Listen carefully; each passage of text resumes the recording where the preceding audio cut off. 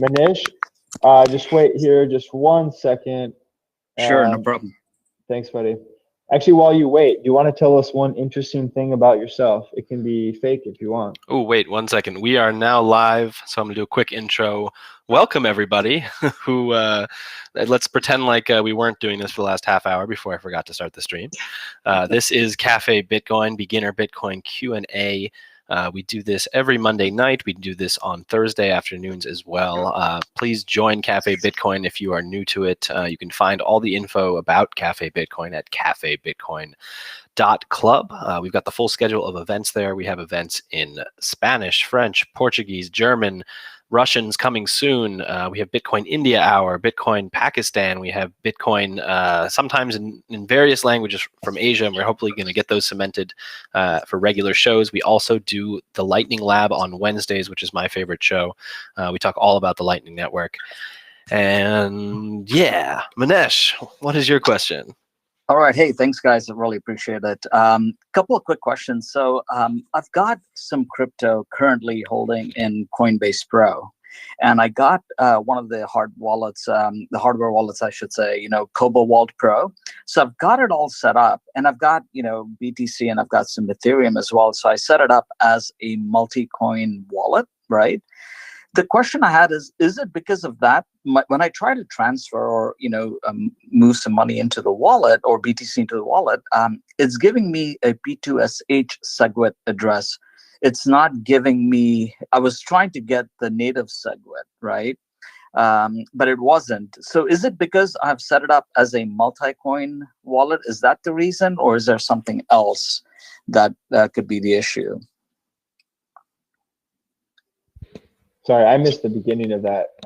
You're moving it from Coinbase Pro to a wallet you control, correct? And the wallet you control does not offer a native SegWit address? Is that the challenge? Yeah, I couldn't get it. Yeah, exactly. I couldn't get it. Which wallet is it? Native Kobo. SegWit. It's a Kobo, right? Pro. Yeah. Oh, okay. Interesting. So, yeah. So my understanding is that the two are separate. Like even if you're pulling different types of coins onto the wallet, it still wouldn't dictate what type of address the wallet's giving you. There are some wallets that would give you native SegWit and some would give you P2SH, and I'm assuming that Kobo is not allowing you to generate a native SegWit address because of the way they've set it up.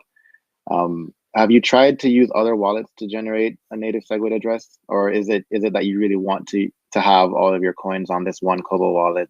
Yeah, that's what I was trying to do. I was trying to get everything onto, cold storage, right? And it's interesting because another buddy of mine, he's got the exact same Kobo Vault Pro, and he had set his up only as Bitcoin. He's a maximalist, so for him it was showing up as his native SegWit address. But for me, I guess I thought that because I set it up as a multi-coin wallet, it would not give me native SegWit. No, that wouldn't be the issue. I wonder, maybe have you updated the firmware of the wallet? Yeah, that's the first thing I did. I updated the firmware, and I updated it. They had a BTC only firmware and they had a multi-coin firmware. So obviously I updated with the multi-coin firmware upgrade. Maybe that's it. Maybe it gives you more control over it if it's Bitcoin only. I would reach out to the Kobo team, I think, for this. Yeah, I was going to say that too. And in general, I would say that, if you're trying to secure your Bitcoin, I think the best practice would be to put your Bitcoin on a separate Bitcoin only hardware wallet. I do think that if you have multiple coins on a wallet, that increases the attack surface of that hardware wallet, even if it's more secure than a hot wallet. So, you might want to consider putting all your Bitcoin on a separate hardware wallet just to keep it more secure. Gotcha. And then, guys, one other question, if you may. So when I'm transferring it, right, is it advisable to set it up into, different Bitcoin addresses rather than moving everything into one? I read somewhere that because of anonymity, it's better to, set up chunks, but into different BTC addresses. Is that recommended? Well, I think what you're talking about here is when people say not to reuse addresses. But if you have a It kind of depends on your wallet. So, you can have your private key, you can have your seed phrase, right?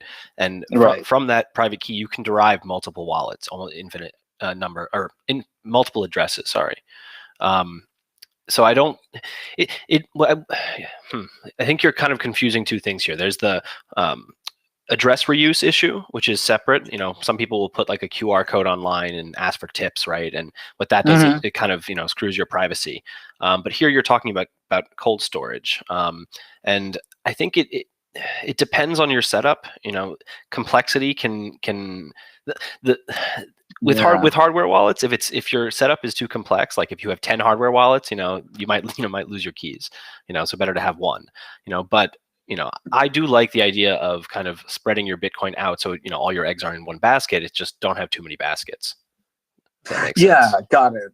Yeah. I mean, I was, again, I was just looking to have one hardware wallet, right, and have everything there. I was not interested in, like 3-4 different multiple wallets. And this is again just for storage. But okay, I think I get where you're coming from. I appreciate it. And one follow-up resource for you, Manesh, if you go to swanbitcoin.com and click our blog, I think it's the 3rd blog post there about Bitcoin privacy, written by Gigi. Okay. It's kind of it's a pretty good, entry-level version of Bitcoin privacy, and that will help you kind of think through the questions like reusing addresses and separating them and self-custody and all that kind of stuff. Definitely a little too deep in the weeds for this room, but I think you'll find some benefit there. It sounds like you're on your way. Awesome. Hey, thank you, Brandon. Thank you, guys. Appreciate it. You bet, man. Thanks for coming. Kyle, you are up next. Nice. Kyle is a friend of the beginner rooms. How you doing, man? Yeah, good. Thanks, guys. I was just curious to get your guys' take on some of the, I know this is very headliney type information, but the stuff that we were seeing come out about India in the last day or so, even though I know that this has come up a number of times over the last several years. How big of a threat do you guys think this actually is? The one thing I'll mention about India is if you look at a country like Nigeria that recently tried to restrict or regulate or ban Bitcoin in that area, the Bitcoin price is actually at a premium now in Nigeria because of that. Countries cannot actually censor Bitcoin transactions from happening, and putting regulations like this in place actually are a little bit of a promotion for Bitcoin in that area. So I think that India will follow the same path as it has before, and I think it'll become a premium in the country at the time, just like they did with the black market and white market for dollars in India for the local currency. And then Bitcoin will keep, the next block will come as usual. That's the way I feel about it so far, and that's what's happened in the history of all the different countries that have tried to ban it. And I think that'll continue to happen as Bitcoin gets adopted. Yeah, I think Dred covered it well there. And Kyle, what I would recommend is checking Balaji Srinivasan on Twitter. He is an Indian guy, Silicon Valley guy. He's keeping an eye on that as well. And I saw him tweet something that was sort of against the narrative, which was that India is not going to do this. And I don't actually know what's true or not here, but I would just have him in your pocket for another perspective. Also, at the end of the day, it's good to delineate between, is this a threat to Bitcoin or is this a threat to Bitcoiners? And granted, we don't want anything bad to happen to either of those things, but it's definitely not a threat to Bitcoin in the long run.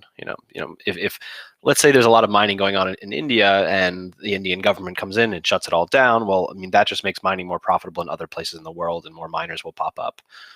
Now, if they ban it, is it good for the Indian people? No, I would say it's not, and it's not good for people who hold Bitcoin in India. But like Dred was saying, like when you ban something, the price tends to go up. Got it. Thanks, you guys. I appreciate it. Yeah, thanks for the question, Kyle.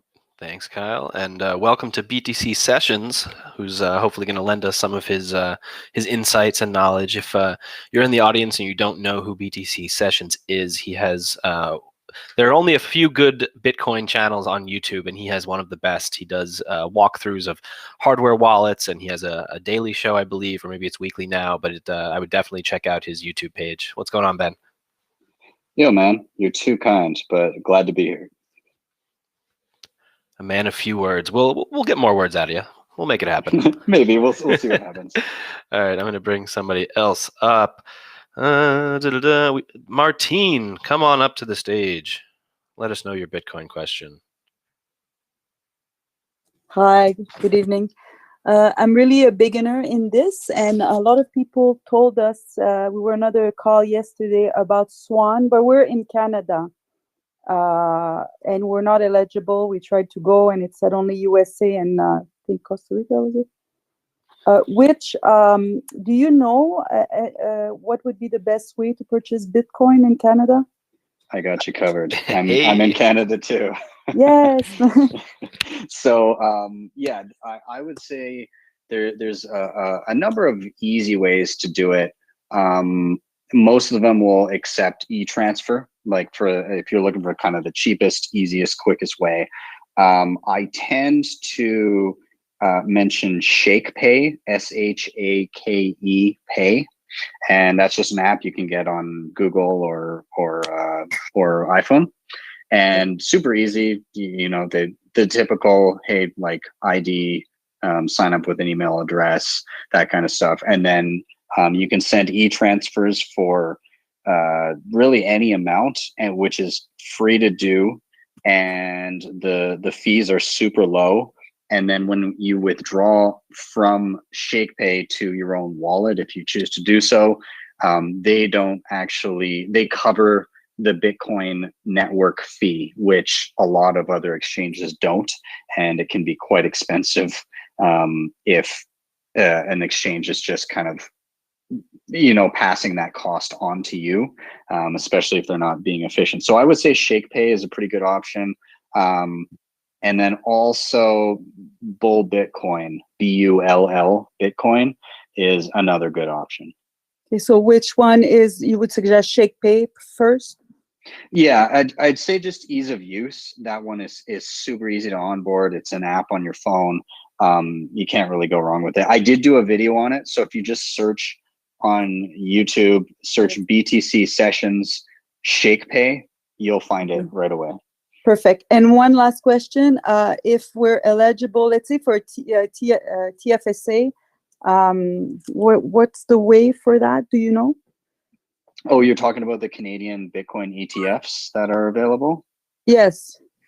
Yeah, so you can, if you have a tax-free savings account, you can get access. I haven't done it myself yet, but you know, Canadians have access to.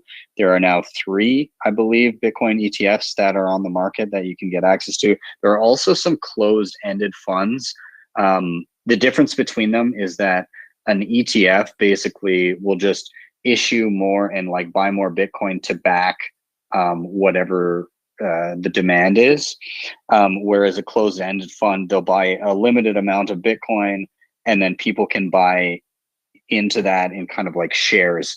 And so if there's a lot of demand, then it tends to either trade at a premium, or if there's not a lot of demand because people want to use the ETF instead because it tracks the price of Bitcoin better, then there'll be a discount on those closed-ended funds. So I would probably lean toward an ETF, and in a tax-free savings account can be advantageous. So that would just be through your online banking, I believe, or you can also do it through something like Wealthsimple if you decide to do that. But I would try and spread out a little bit, like because in that case, they're holding your Bitcoin for you. It's kind of like a Bitcoin IOU.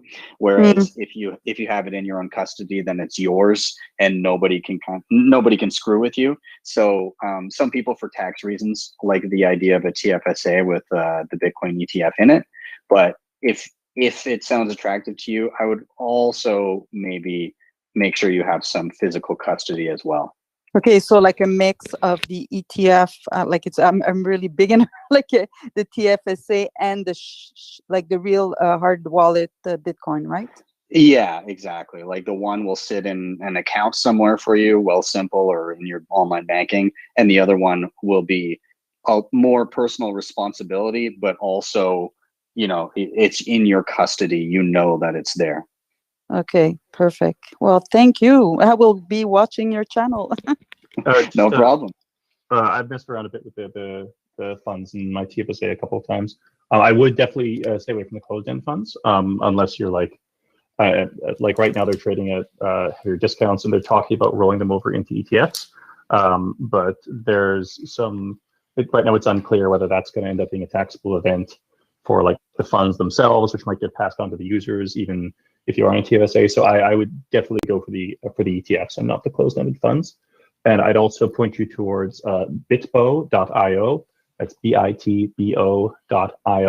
It's just a site that has a whole bunch of useful data on different prices and stuff, and they also show comparative prices between all the different funds that are available right now. Perfect. Thank you so much. I will. Awesome. Thank you, Martine, and welcome to Mario Gibney, who works over at Blockstream. How are you doing tonight, Mario? Doing good. Thanks. You've joined the stage, which means you can never leave. You have to answer Bitcoin questions all night long. Just kidding. This is what happens to me every time I use Clubhouse, honestly. I'll pop in for 15 minutes and 4 hours later I'm off. Hey, Dread said he was only going to be here for half an hour. He's over by 13 minutes. I don't know if you got a bounce, Dread, but I'm stuck. It's a curse. I can't help it. All right, folks. So if anyone's new to the room, by the way, this is Beginner Bitcoin Q&A. Obviously, we are answering all your Bitcoin questions. Please raise your hand if you have a question. Feel free to invite anyone you know into the room by clicking the little plus sign at the bottom right. And if you're new to Cafe Bitcoin, you can join the club by clicking on Cafe Bitcoin at the top left. We have rooms like this all the time. Well, actually, not all the time. We have Beginner Bitcoin Q&A on Monday evenings and Thursday afternoons.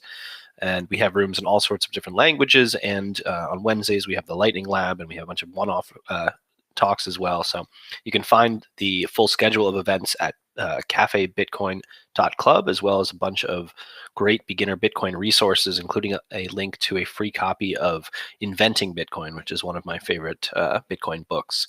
Mike, welcome, and let us know your Bitcoin question. Hey, what's going on? Is this the one where I'm supposed to say something interesting about myself as well?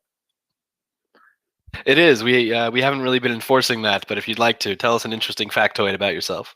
Yeah, no, actually, I'll say something not kind of about me, but not about me, just because we're really proud of him. So my cousin, it was nominated for Best Actor for the Oscars. He's Stephen Yeun. And so want to give him absolute props. But more importantly, let's talk about crypto. As far as Bitcoin goes, I understand the general thesis. I think most people in this room probably understand the general thesis, and they're probably asking more detailed questions. So, when I talk to people who are much more knowledgeable about the crypto space, some portion of them will say, invest in Bitcoin, but also invest in Ethereum. And so I'm not asking you guys whether or not, whether I should do that or whether Ethereum is good or whether it's a shitcoin or not. Like, I understand how Bitcoin would derive value and why that value would grow over time as a store of value. But it would be helpful if you could explain to me why, or at least what the bull case is on Ethereum for appreciating value. So I understand what Ethereum is, like the whole smart contract concept, but I don't understand, I haven't necessarily connected why Ether would appreciate in value given the increase in the usage of Ethereum. Hopefully that made sense. I think you answered your own question there. I mean, all of us on the stage, I'm pretty sure we would call Ethereum a shitcoin. There are many reasons why, but no, I think you kind of nailed it on the head there. Like, I don't even think there is a bull case for Ethereum over the long term. Maybe it'll pump because people are talking about it, blah, blah, blah. But, I cannot come up with a reason why it would accrue value to the base layer. I don't know if anyone else wants to chime in on this. I'll throw a couple comments out and see if anyone else has thoughts. So there's a difference, and if this is like, well, what does this mean if you're new here? There's a difference between Ethereum, the network, and Ether or ETH, the token itself, right? And so Ethereum, the network, could be wildly successful, and the ETH token might not necessarily accrue value in that process. That's kind of yet to be seen. I would say the reason why Ethereum has increased in price is because there's a lot of hopes and dreams there. There's a lot of people working on it. And although it hasn't really produced much tangible value, people are hoping that happens in the future. And so the tricky part here is as Ether increases in price, it actually makes the network harder to use, makes it more expensive to use. And so it actually prices out a lot of the applications that people want to have on Ethereum, or at least pushes them to second layers. And so that's kind of yet to be seen. And the real thing, my real point here is that the bull case for Ether is for Ether to become money. And that's the way the token would accrue value. People actually store their value in the Ether token, and in order to do that, they would have to decide, I prefer to put my money in Ether instead of Bitcoin, real estate, stocks, or whatever.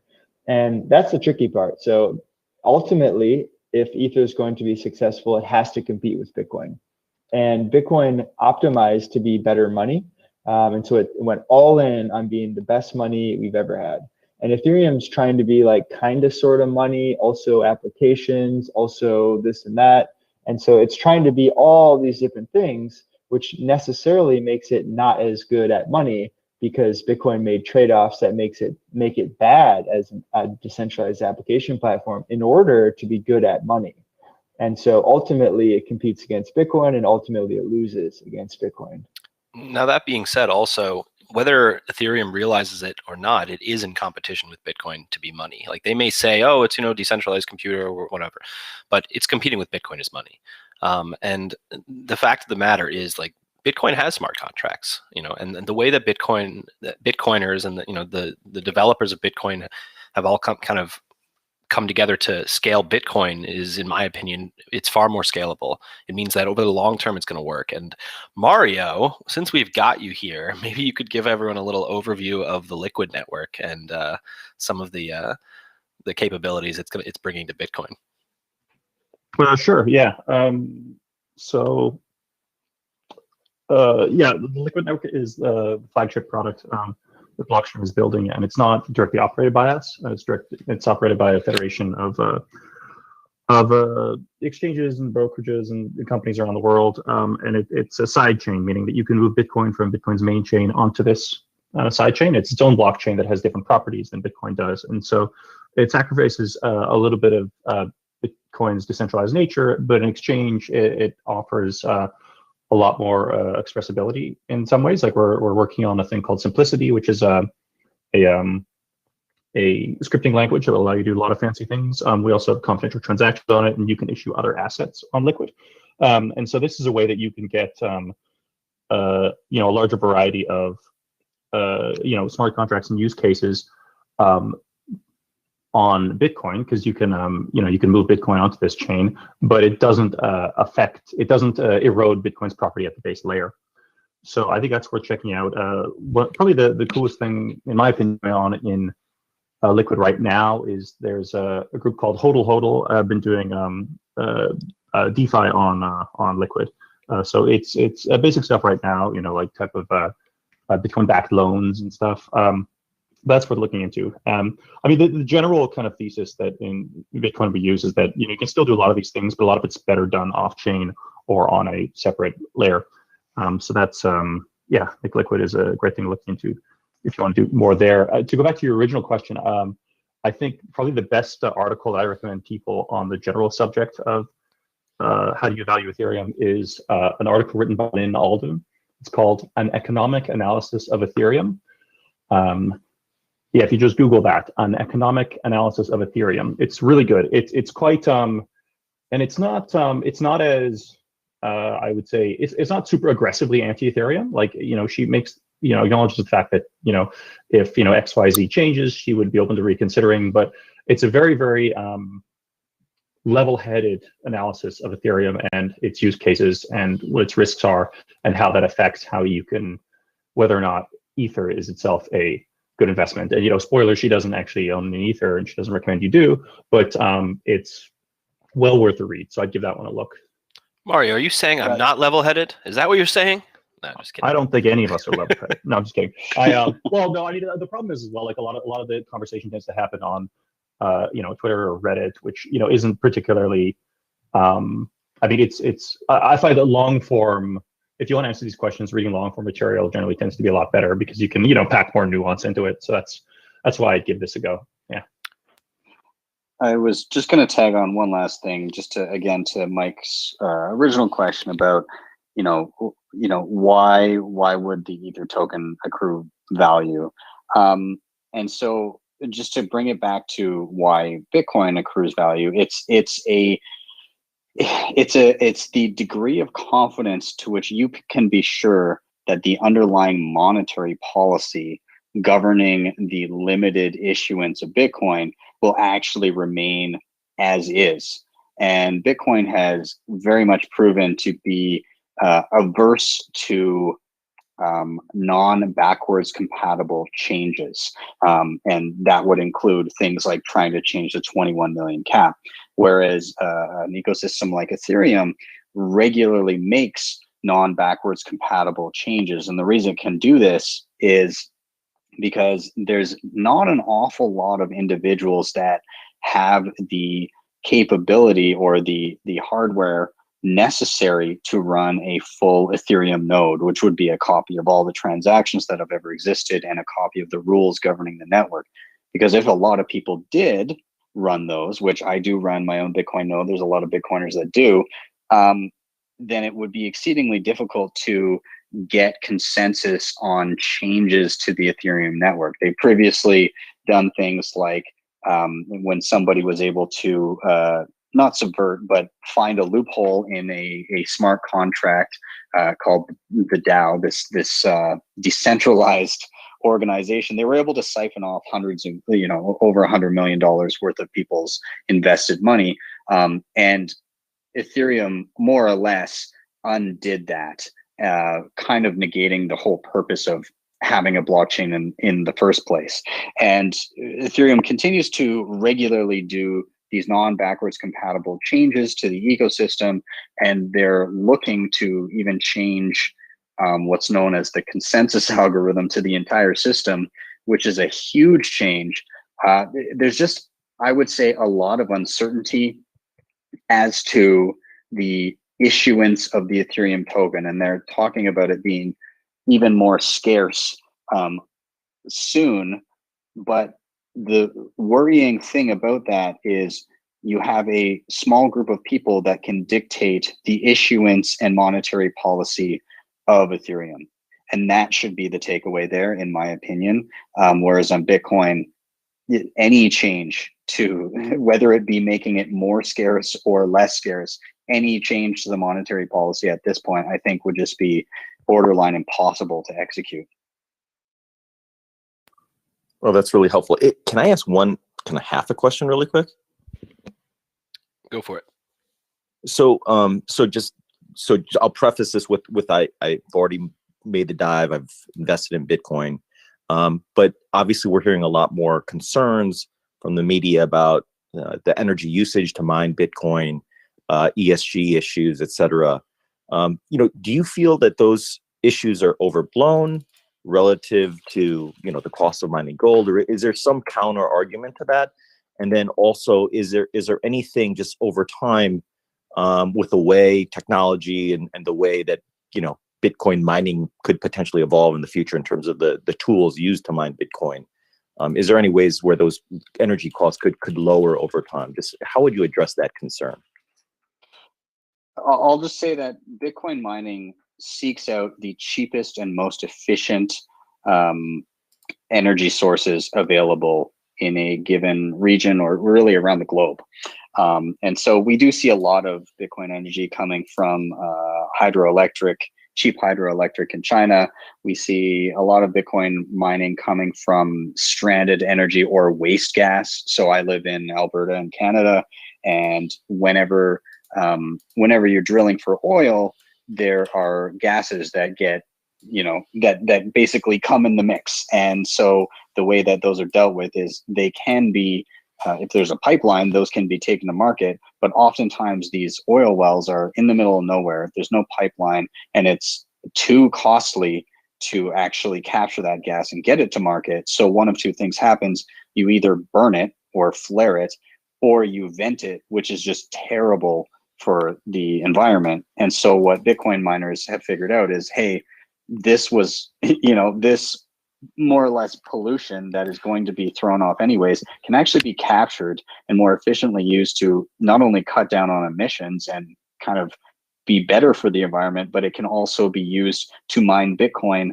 and turn a better profit for these rigs. So, you know, that's not always the case. Yes, there are some dirty ways of mining Bitcoin, but when you get down to the long and the short of it, Bitcoin will seek out the cheapest and most efficient energy. And I think in the long run, that will make for a less pollution and the most efficient uses of our energy. It can help support grids that are utilizing things like renewables where there's uncertainty in supply of energy. And so if you kind of overshoot that, then Bitcoin can take up the excess, again, the waste energy that just would go nowhere. So I think there's a lot of positives to Bitcoin mining in the long run, and we will see that play out. But happy to let others to jump in here. I wanted to add in an article because it sounds like, Mike, you have a couple other questions and maybe something you didn't even ask about yet in terms of the different FUD, or what we call fear, uncertainty, and doubt that's out there about Bitcoin. Not to shill Lynn Alden too much, but she also wrote another article called 7 Misconceptions About Bitcoin and Where to Buy. And I really think that that's a good article that talks about different questions you're asking. It really explains the energy FUD that BTC Sessions explained, and a couple others too. I would recommend that read. And then she has a couple other ones out there too that really give you a good disposition on Bitcoin in general and the use case that it has and all the different FUD that's out there and how it's already been dispelled. I mean, there's been over 10 years of really, really deep digging into how we can break Bitcoin and how it can fail. So you're going to find a lot of answers to the questions you're asking if you look at these articles and dig deeper. And I don't know if anybody has anything else to add to that too. Yeah, I want to just directly answer your question about if in the future there are ways to like reduce Bitcoin's energy cost. I don't think that's the right way to look at it because Bitcoin's security is from a certain point of view, directly proportional to how much energy is consumed. But what is more likely going to happen over time is that as the world's electric grids kind of become cleaner and more efficient over time, that will happen to Bitcoins as well. I guess maybe this is getting a bit too deep for beginners room, but the energy consumption is very much tied to how Bitcoin security works. The other thing is also a lot of times people ask this question. There is you'll read these stats about Bitcoin's massive energy consumption, and then especially to people who don't see a lot of value in Bitcoin, that seems like a waste. But you don't see the same critiques going on of like Christmas lights or hot tubs or video games, right? Generally because it's a lot easier to see what the value of those things are. We enjoy playing games. We feel relaxed. We sit in a hot tub, right? So it's generally considered, this is worth the energy cost. So it's important to keep in mind that Bitcoin clearly has a tremendous amount of value to a lot of people around the world, and so it does make sense that we would expend a certain amount of humanity's resources on it. So I think we need to be careful about keeping that comparison between value and cost in mind, because a lot of the biggest criticisms are kind of based on this false premise that it's all just waste. Thanks a lot, guys. This is super helpful and definitely answered my questions. And I'll definitely look up that author Lynn Allen, I believe is what you said. So I'll definitely Lynn Alden. Lynn Alden. Okay. LYNALDEN. A lot of her material is really excellent. That's excellent. No, I'll go check it out. And again, thank you for your time. Thank you to all 5 of you guys for donating your time to educate us. So I appreciate it. Thanks so much, Mike. Thanks for coming up. All right. Who do we got? Hey, Brack, I gotta jump off. So, no! I know it was a short one, That's but all right. I had to peek in for a bit. No Me too, unfortunately, Berkey. I gave an extra half an hour, but I got to go too. No worries. I think we've got 3 questions left. I think we'll answer those, and then we're going to call it. We're trying to keep these tight anyway. So JP, Elon, and Nathan. Nathan, come on up. Let us know your Bitcoin question. Can you hear me, or am I coming across right now? Yep, you're great. All right. So I had a question about Bitcoin blockchain size and the inevitability that it's going to keep growing, and is there going to be a way to manage that in the future as it gets increasingly larger, or what's your thoughts about that? So you're talking about the actual size, like in terms of gigabytes, let's say, of the blockchain itself, yeah? Right. So I don't know how fast it's actually growing, but it's not very big right now. I think last I checked, it was somewhere in the 500 gigabyte range or 400, something like that. And the 320. 320 now. Oh, so yeah, it's not even that big. I just went to Costco yesterday and I got an extra hard drive to set up a new node. A 2 terabyte for like $60. So I think we have a long time before that's ever an issue. But the other thing to keep in mind, part of why we want it to be manageable is so that people can run their own nodes. That's part of the benefit of Bitcoin, keeping it decentralized. But with, oh shoot, I totally lost my train of thought. I can jump in. Yeah, please. Okay. I'll remember in a sec. I got some numbers for you here. I mean, if we max out block size, we would grow at around 120, maybe a bit more than that, gigabytes per year, and that's if blocks are continuously full. The good news for us is that the cost of computing, basically there are kind of 4 components to be concerned about here. There's bandwidth, CPU power, memory, and storage. Most people only think about storage, because they think, okay, you need to save all this data somewhere, but actually bandwidth is more constrained because you need to, keep up with new data coming in. You need to be able to sync from the beginning of the history, right? But all of those things are increasing at an exponential rate. So, there's like the same amount of bandwidth will cost you like 10% less than it did last year. I don't know if it's actually 10%, but it's something like that. Whereas the amount that the blockchain can grow per year is capped, so it can only grow at a linear rate. And so that what that means is, as long as we don't see this problem where suddenly we hit some hard limits on computing, then over time it should still continue to become cheaper. Right now I think that if we max out block size, it would grow slightly faster than bandwidth efficiency. But again, due to technological improvements being at an exponential rate, I think in a few years it's going to level out, and then it will continue to become cheaper. I mean, if you want the person who's most concerned about this is one of the developers called Luke Dash Jr. But he's a bit of an outlier, but he thinks that we need to reduce the block size even more as soon as possible to prevent nodes becoming too expensive to run. But I think almost everybody else that I'm aware of in the space believes that we're in quite a safe zone right now. So yeah, I mean, really, it's mainly understanding the linear versus exponential growth curves that it's not really an issue for the foreseeable future. Okay, that sounds good. Any thoughts on archiving, like pruning? Is that a possibility with blockchain where you actually have? Oh yeah. So that was the point I was going to bring up. That yeah, go for it. Go for it. Well, I was just going to. No, Mario, you go. All right.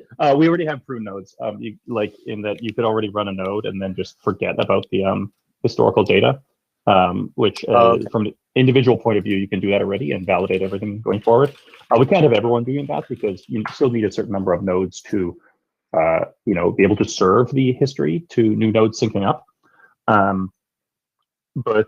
Yeah, and in the end, though, that doesn't really hit the bottleneck, right? As I said before, the bandwidth is much more of a constraint because you have to download all this data from other peers, and again, it's not that expensive to get a hard drive, but it might eat up a lot of your internet bandwidth, and especially like that's more of a constraint for other parts of the world. People are, internet isn't as well developed, but yeah, I know there is some work being done on this stuff being more efficient. I have a friend of mine, Calvin Kim, is working on a thing called U-Tree-XO, which is a way to really, really compress the amount of data needed for memory specifically, I believe.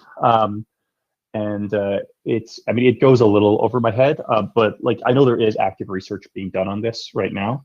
But the thing is, it's just I don't believe that many people consider it to be an urgent priority right now, since it looks like we're safe for some decades to come.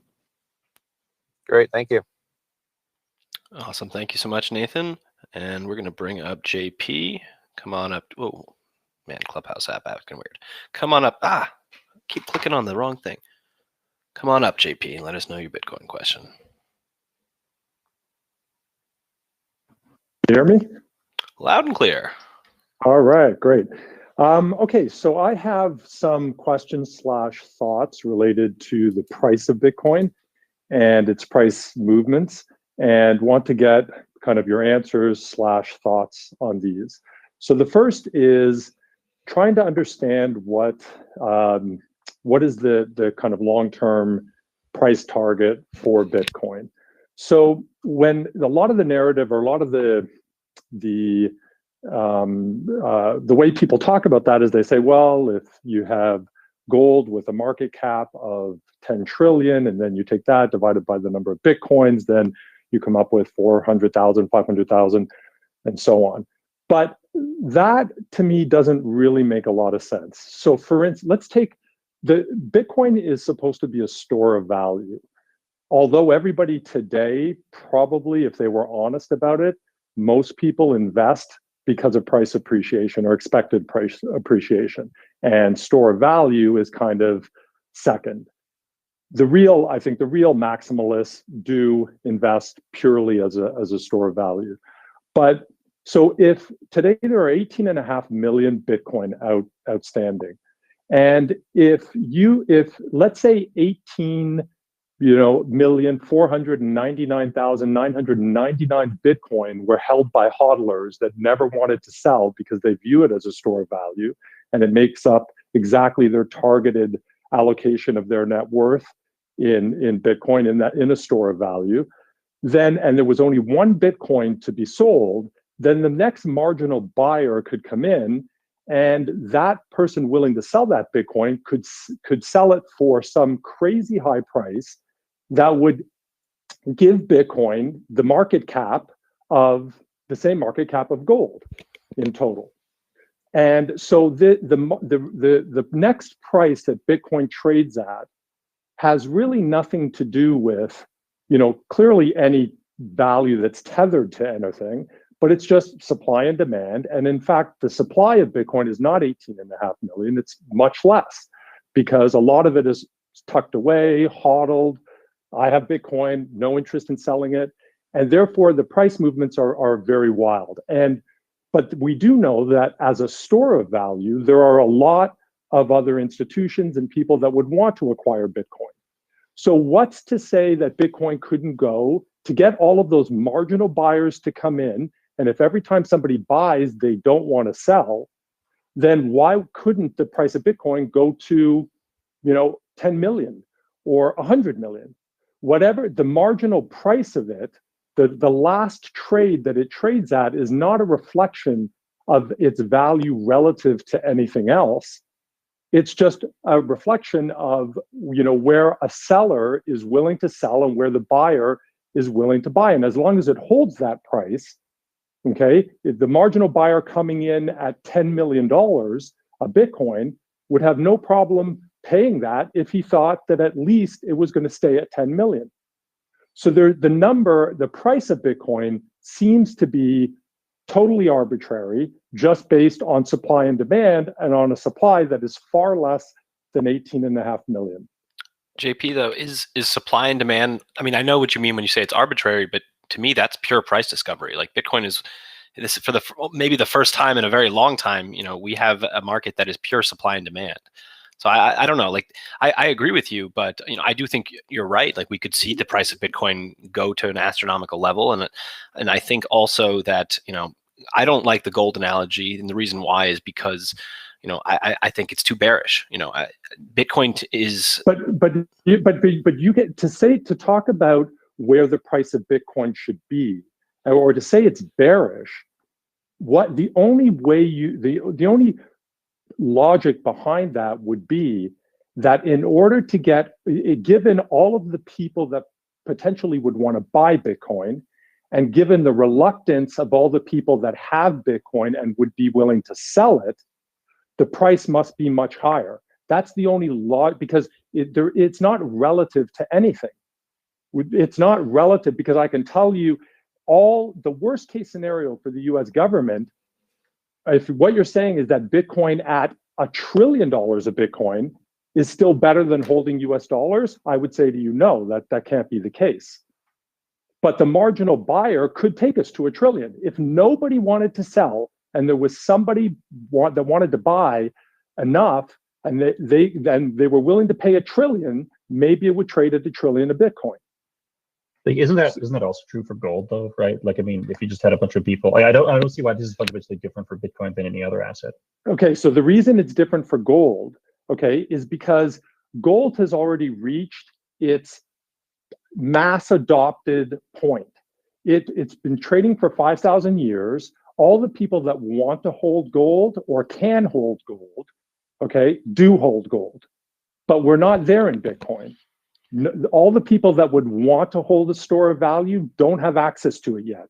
So the price could be anything, and it has no relation to the market cap of gold whatsoever. JP, I think I understand what you're saying. Yes, it could arbitrarily go up to $1 trillion tomorrow if everybody collectively decided not to sell. But what would happen at that point? Let's say Bitcoin shot up. You'd see people scrambling all over the world to sell their Bitcoin for $1 trillion. So why would they do that? Why would they sell their Bitcoin for $1 trillion?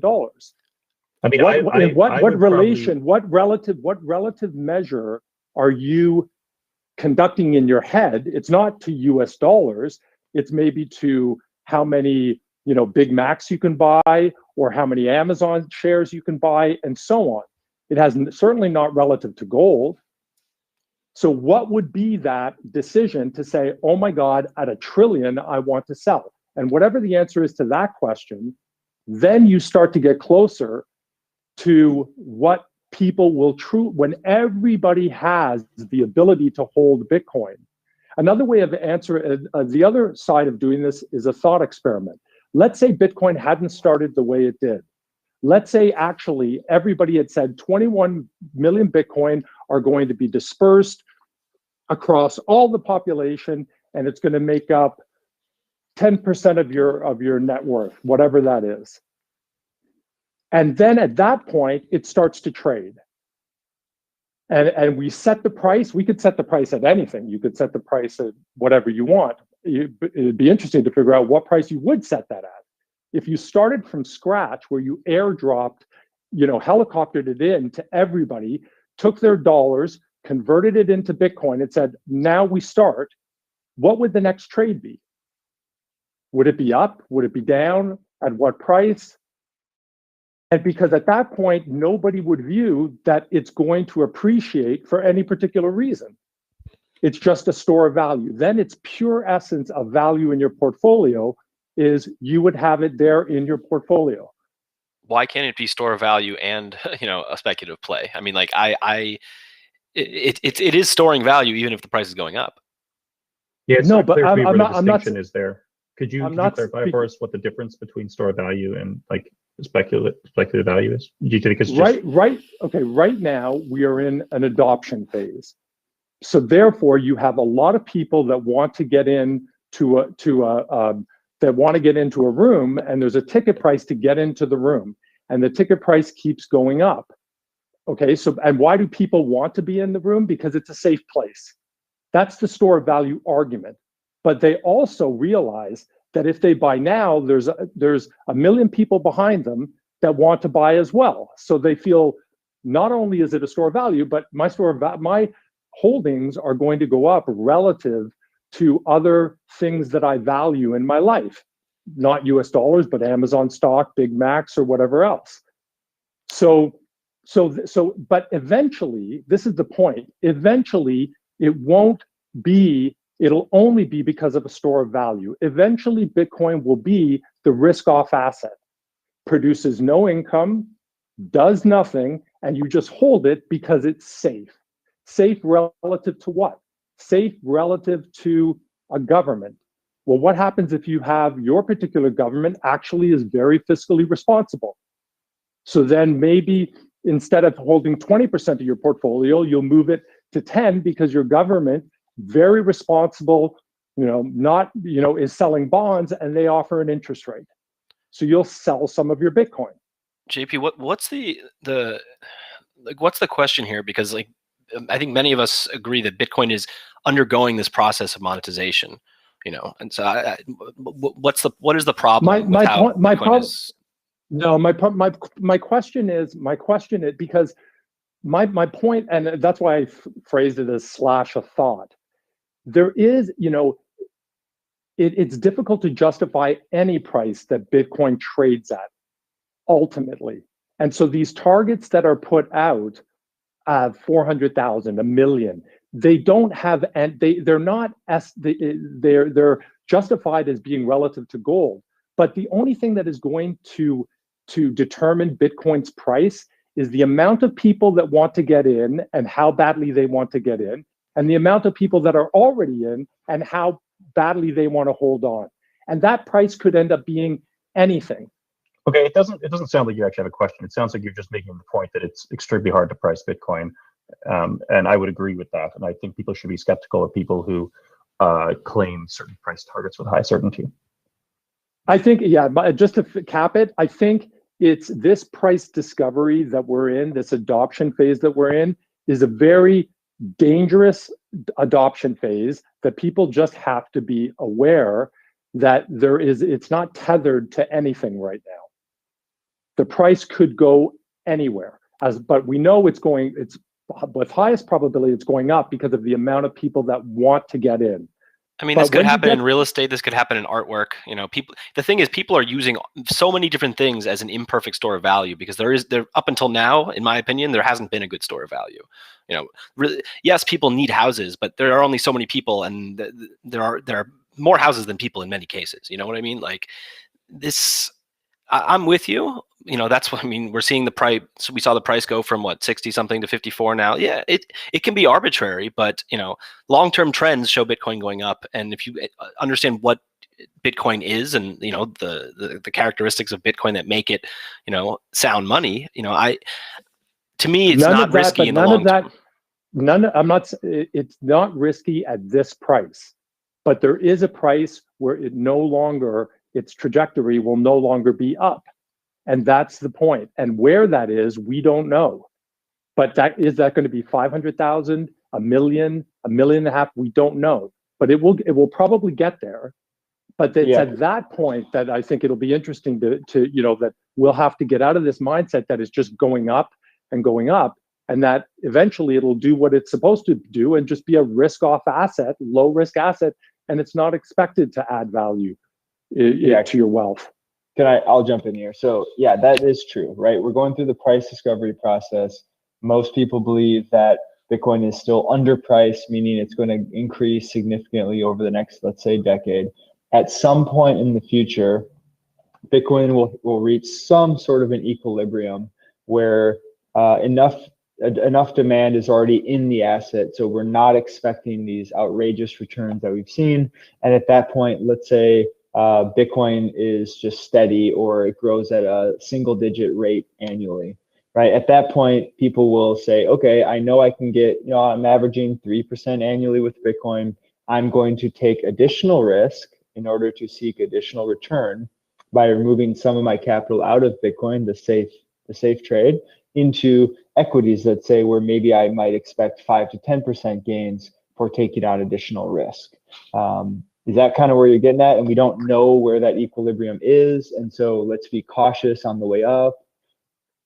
That's effectively it is. I am a Bitcoin maximalist, but I am frustrated at the lack of kind of substantive arguments as to what the price trajectory, not trajectory, but ultimate equilibrium price will be. And the use of gold's market cap is in my opinion, ridiculous. It has no meaning whatsoever. Yeah, I mean, the buyers of gold and Bitcoin are actually quite different. And so from that angle, I would agree with you. I think people use gold because it's the closest thing we have, which is a non-sovereign, as in not controlled by any state, as in a free market money with a limited supply. And so it's clearly our best analogy, but the reality is we don't really have any analogies to compare Bitcoin, or sorry, we don't have any good comparisons, so we have to use analogies. And this trips up traditional investors because they want to put it in their analysis, but Bitcoin's a platypus, it doesn't play by the rules. And so, yeah, it's ultimately a hard problem to value Bitcoin. I think what most people would say is you can look at where can capital go today, and you say, okay, well, some of potentially Bitcoin's future value will come from gold, some of it will come from real estate, some will come from equities, etc. And you start to look around and you realize that, okay, inflation is going to be high, which means investors have to take increasing amounts of risk in order to break even or even preserve capital. And you look around and you say that there's not very many good places to park your money right now. And so I think the best way to value Bitcoin is to look at where the value is going to come from. For example, there's between 15 and 20 trillion dollars in negative yielding bonds. And so that might be a source of value that will plow into Bitcoin, right? You can kind of go down the list like that. For sure, and it will. But again, that says nothing about once those people come in, where its price will trade at. And this shouldn't there be something? It's not knowable. There's nothing to say. You just build your model, and everyone has a different model, and that's how people price it. If the answer was $1 million, then Bitcoin's price would be a lot higher than it is today. But certain people don't know what it is. They have certain risks in their mind that they value very high, so they think Bitcoin won't, maybe they think governments will shut it down, or they think the competitors coming or whatever. But the reality is it's just a market converging on a new asset, and the price discovery mode means it's going to be volatile and there's nothing to compare it to, so the models are destroyed. And so here we are taking on risk, and that's why new investors should have a small percentage of their net worth in Bitcoin.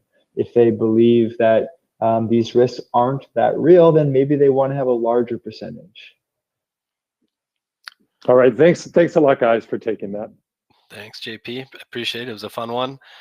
All right, everybody. I think that's it for tonight. Again, this was Beginner Bitcoin Q&A from Cafe Bitcoin. We do this on Monday nights and Thursday afternoons. We have a whole host of other shows as well, Bitcoin in various different languages, Spanish, French, German, Italian. I can't even remember the rest. We have a Bitcoin India Hour, Bitcoin Pakistan on Thursdays, I think. On Wednesdays, we have the Lightning Lab, which is a great show with folks from Lightning Labs and other developers in the Lightning space. Mario, we need to do a liquid room or something like that soon. For everybody who is listening as well, please join Cafe Bitcoin by tapping on Cafe Bitcoin at the top left. And you can also find a bunch of great beginner Bitcoin resources, as well as the full club calendar schedule of events at cafebitcoin.club. Brandon, Mario, any closing words? I don't mind sticking around. People want to do more questions, or maybe you said you're deliberately capping the rooms. Is that right? Oh, if you'd like to keep going, you can go for it. I've got to run. I don't know if Brandon can stay, but yeah, I'm happy to keep this going for a little while longer. Okay, cool. I'm going to end the YouTube stream though. But Mario, we'll keep. Oh, I didn't realize oh yeah, it says streaming right there. Okay. Yeah, no worries. So keep it going, and just when you're done with the room, just shut it down for us. Yeah, we'll do. Awesome. Yeah, I'm getting chirped at. The grill's hot, and I got to go throw the meat on the grill. So I'm going to run as well. Wonderful hanging with you, Mario. Let's do another room together, maybe on a completely different topic. Yeah, no, I'm definitely down. I haven't had a lot of time the last month or two, but I think that may be changing in the next few weeks, and I will probably be on here a lot more. But yeah, definitely want to keep doing more of these. Wonderful. All right, thanks everyone. You're in great hands with Mario. Have a good night. Take care, everybody. Raise your hands. Ask some questions. All right, cool. I'm going to invite Imran up to the stage.